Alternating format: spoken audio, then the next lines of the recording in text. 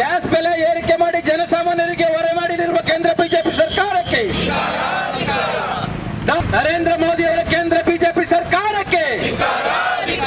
ಇವತ್ತು ಮಂಡ್ಯ ಜಿಲ್ಲಾ ಕಾಂಗ್ರೆಸ್ ಸಮಿತಿಯ ವತಿಯಿಂದ ಅಖಿಲ ಭಾರತ ಕಾಂಗ್ರೆಸ್ ಸಮಿತಿಯ ಸೂಚನೆ ಮೇರೆಗೆ, ಕರ್ನಾಟಕ ಪ್ರದೇಶ ಕಾಂಗ್ರೆಸ್ ಸಮಿತಿಯ ನಿರ್ದೇಶನದ ಮೇರೆಗೆ ಗ್ಯಾಸ್ ಬೆಲೆಯನ್ನು ಏಕಾಏಕಿ ಏರಿಸಿರ್ತಕ್ಕಂಥ ಕೇಂದ್ರ BJP ಸರ್ಕಾರದ ವಿರುದ್ಧ ನಮ್ಮೆಲ್ಲ ಜಿಲ್ಲಾ ಕಾಂಗ್ರೆಸ್ ಸಮಿತಿಯ ಮುಖಂಡರುಗಳು ಇವತ್ತು ಪ್ರತಿಭಟನೆಯನ್ನು ಮಾಡಿದ್ದೀವಿ.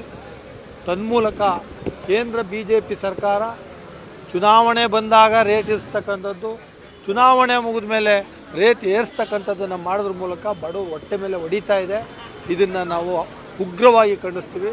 ಆದಷ್ಟು ಬೇಗ ಈ ಗ್ಯಾಸ್ ಸಿಲಿಂಡರ್ನ ಬೆಲೆಯನ್ನು ಇಳಿಸಬೇಕು ಅಂತಕ್ಕಂಥ ಆಗ್ರಹವನ್ನು ಇವತ್ತು ಮಂಡ್ಯ ಜಿಲ್ಲಾ ಕಾಂಗ್ರೆಸ್ ವತಿಯಿಂದ ನಮ್ಮೆಲ್ಲ ಮುಖಂಡರ ಪರವಾಗಿ ಕೇಂದ್ರ BJP ಸರ್ಕಾರವನ್ನು ಆಗ್ರಹಿಸ್ತಾ ಇದ್ವಿ.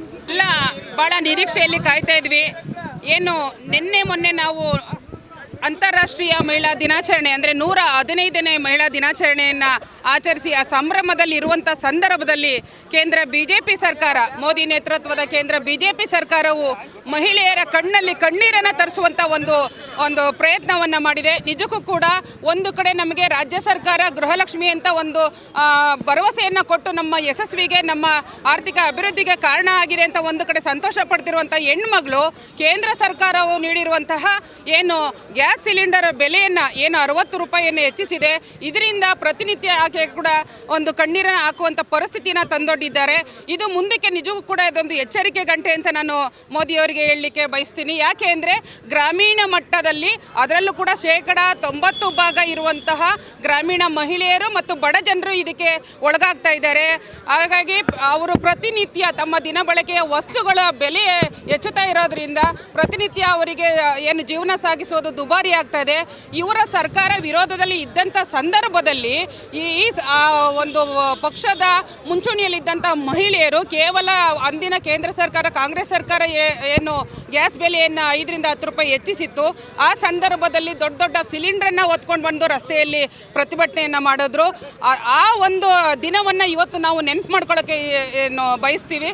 ಕಾರಣ ಏನಂದರೆ ಮೋದಿ ಸರ್ಕಾರಕ್ಕೆ ಚುನಾವಣೆ ಮುಗಿಯುವವರೆಗೂ ಮಾತ್ರ ಒಂದು ಹೆಣ್ಣು ಮಕ್ಕಳ ಬಗ್ಗೆ ಒಂದು ವಿಶೇಷವಾದ ಕಾಳಜಿ ಇರುತ್ತೆ.